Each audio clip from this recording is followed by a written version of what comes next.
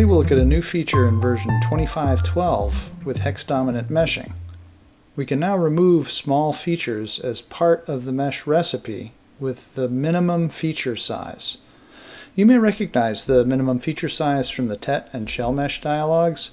This allows recipe-based abstraction of the geometry to remove small features, which will result in a better mesh.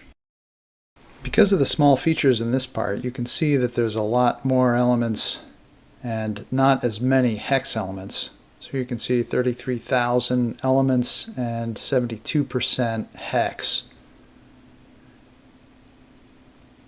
Now if we edit the mesh,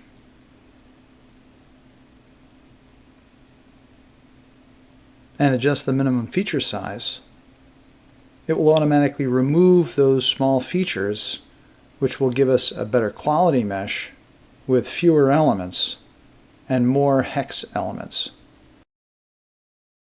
So here you can see 18,000 elements, 26,000 nodes, and 79% hex instead of 72%.